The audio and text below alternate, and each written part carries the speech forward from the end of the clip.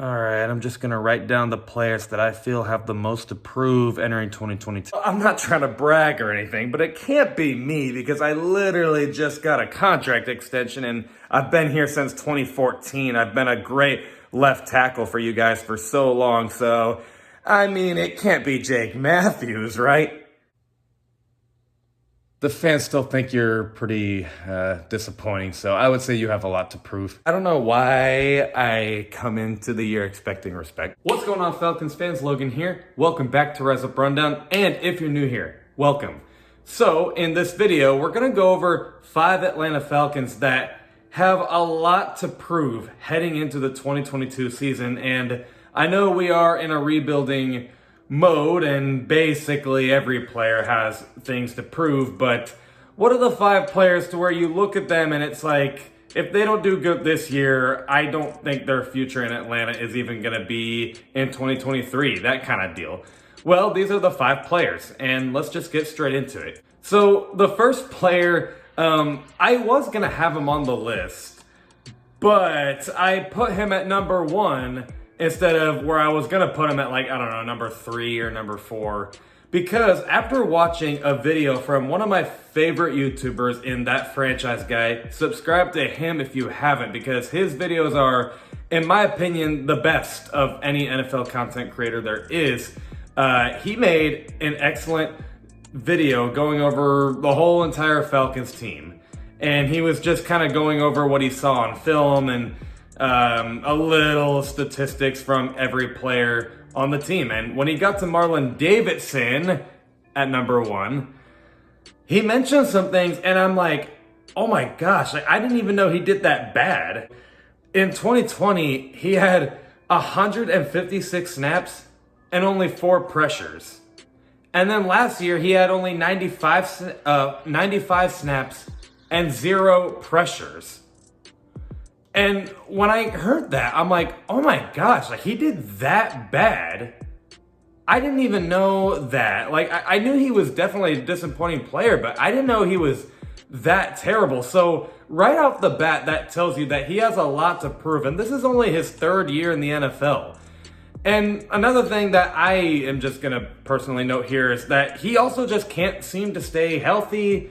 He just gets sick or he gets injured. It's been extremely disappointing for a player that I'm pretty sure we all were excited to see play for the Falcons, and he just has not lived up. This, to me, further proves my point that pass rush is our weakest unit on the team. Like I said in my last video last week, I understood why offensive line was, in everyone else's eyes, the biggest weakness. It is a weakness. In fact, I guess a spoiler alert, but there are 2 offensive linemen that have a lot to prove on this list.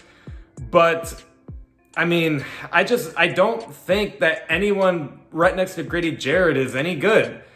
Arnold Ebiketie, we kind of just have to hope he lives up to those expectations. And then everyone else, there is no one. Taquan Graham, are you expecting him to take off? Marlin Davidson, I don't expect him to take off. Man, this pass rush as a whole is bad, but that's getting a bit off topic. Marlin Davidson has a lot to prove, and I really would not be surprised if he got cut, if he did bad this coming year. Like, he had one cool pick 6 against Tom Brady, great, but what else can you do? All right, so this next one is kind of 2 players in one, and they both play the same position. And at number 2, we have Marcus Mariota and Desmond Ridder. They both are kind of tied for the most to prove because they basically have the same story. For one thing, they both play quarterback, but 2, let's start with Marcus Mariota. You know, as a second overall, or a former second overall pick in 2015, needless to say, Marcus Mariota has not been good in the NFL, or at least he's been very disappointing. His time in Tennessee just didn't use his athletic traits, was not mobile at all, even though he had mobility. His arm strength, he had it, he just didn't use it. And he also just kept getting injured and, I don't know, sick. And it was really embarrassing for the Titans, frankly. And then in 2019, he gets benched by literally the same coach we have now in Arthur Smith. So who's to say that he can't get benched again? And so he becomes a second string quarterback for the Raiders. But when he becomes a second string quarterback, he definitely unleashes some NFL talent that he could have used before. But I mean, hey, we saw it. Like, we saw him use a lot more mobility. We saw him use a lot more confidence and a little bit more swagger than he did in Tennessee. So now that he's getting a second opportunity at being a starting quarterback, because I think he needed adversity. I think he needed to go through something to make him go like, okay, so yeah, being benched and then being a second string quarterback was not good, but hey, I'm getting another opportunity here from the same coach that benched me. I think I can prove a lot here. I'm obviously not speaking for Marcus Mariota's mind literally, but that you get the idea. But he also is just a quarterback that has just had a pretty disappointing NFL history. So at the end of the day, just because he's getting a second opportunity at being a starter doesn't mean he's guaranteed to be a starter for a long time.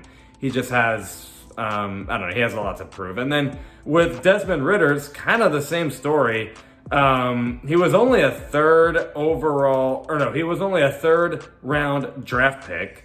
So obviously, whenever a quarterback is selected not in the first round, you're not really all that committed to him. So that's just one thing. The Falcons are clearly just looking at Desmond Ridder as kind of like a project.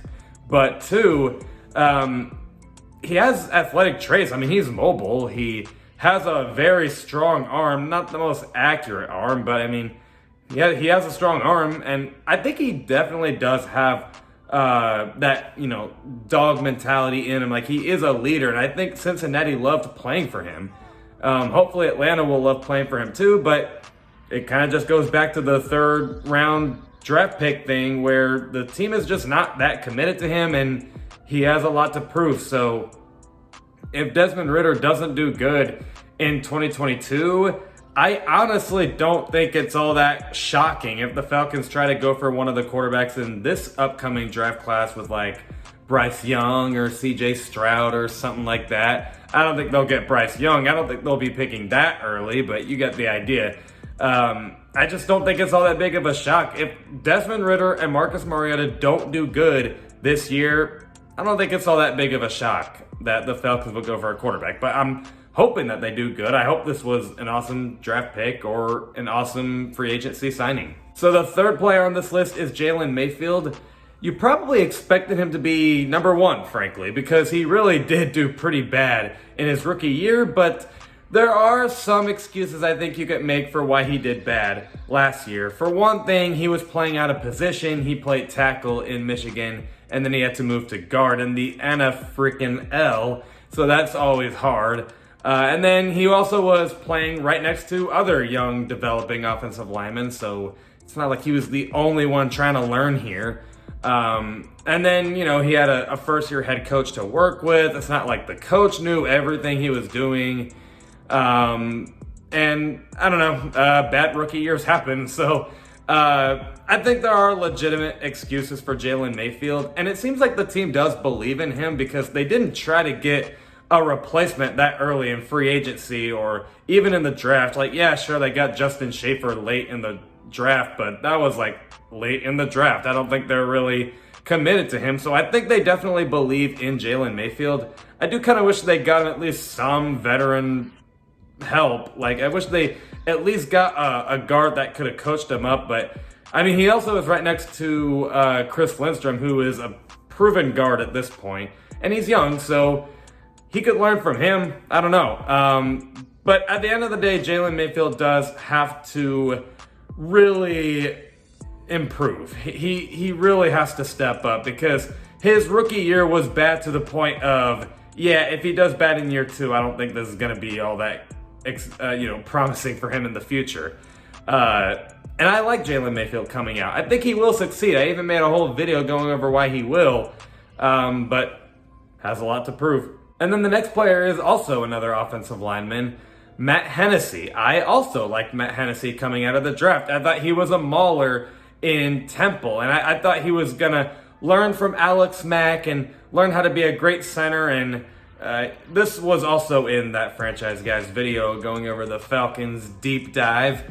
He's a great run blocker. I guess I kind of slept on that, but as a pass blocker, I mean, I didn't need to see a video for this. I just knew like Matt Hennessey wasn't the best pass blocker, especially at center. Like, yeah, center is a hard job, but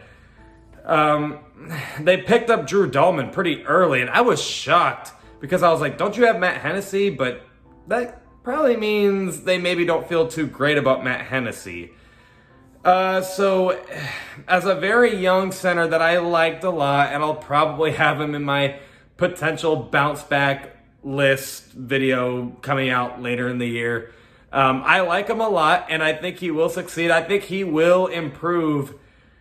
But, you know, he, especially as a pass blocker, he has got to get better because it's been pretty embarrassing, to say the least, as a third-round pick, I want to say, in 2020. And then the last player I have on here is Isaiah Oliver. Now, I'm not going to spill out my thoughts too much on this one because I've made my stance clear on Isaiah Oliver multiple times, but you guys will know that I am a lot lower on Isaiah Oliver. I frankly just don't think he's that good.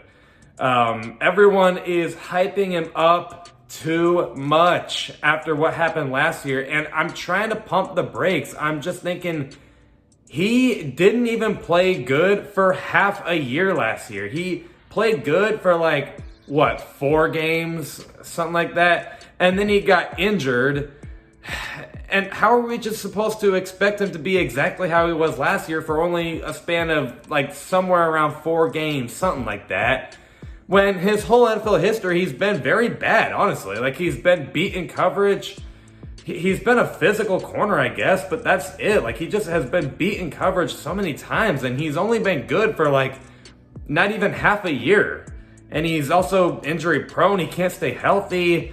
He is already replaced in a way, like by Casey Hayward. So they clearly don't really have that much confidence in him to be like a corner number 2 ever. They have him at nickel corner, I guess. But I really don't think that Isaiah Oliver is all that good, honestly. But I mean, you know, I also agree that they could have brought him back for at least one more prove-it year. I agree with that because he did play good last year when he was in. So just see if maybe that meant something, and he will do good in 2022. But at the end of the day, he needs to do more than just be good for not even half a year.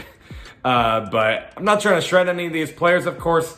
I'm just simply saying as a fan that they need to step up, but I'm also not a coach, so I don't know. What do you guys think? Let me know in the comments below. Other than that, I will see you guys with a video this Friday at 11 o'clock a.m. Eastern. Love and appreciate you all for the support, and as always, rise up.